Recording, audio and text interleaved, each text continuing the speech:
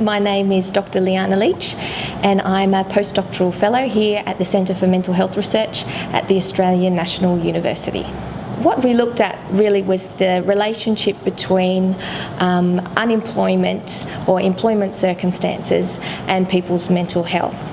And previously what research has shown is that people who are unemployed have worse mental health than people who are employed.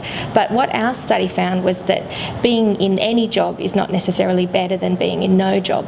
We found that job quality was an important factor, and that people who were in poor quality jobs had just as bad mental health as people who were unemployed. And if we looked at it over 2 time points, we found that people who moved from unemployment into poor quality jobs actually became more depressed than people who just stayed unemployed over those 2 time points.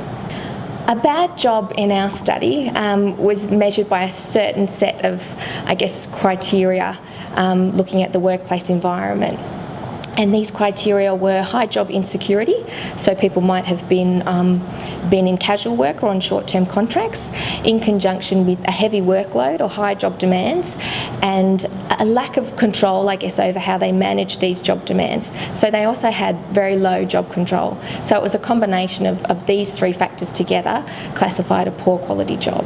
We measured depression and anxiety, and people who were in low quality jobs were about 4 to 5 times more likely to be classified as depressed on the scales that we used than people who were in high quality jobs. Everybody has moments in their jobs where it's difficult and you're not enjoying your workplace, but I guess this is really about improving people's workplace environments so that we can improve their mental health as well. And I think the findings are useful for policymakers who are looking at developing workplace programs.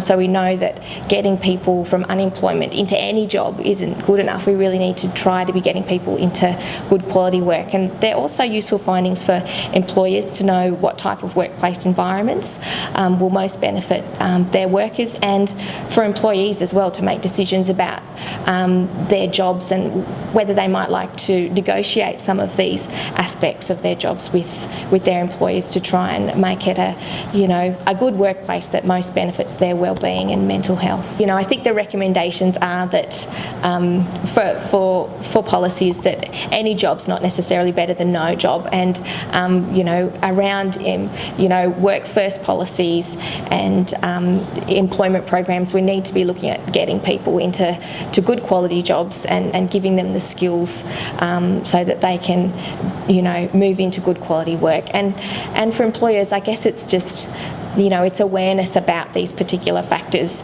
and being open to negotiate things like job security, workload, and giving people more control over how they manage their workloads. It's not only about poor quality jobs.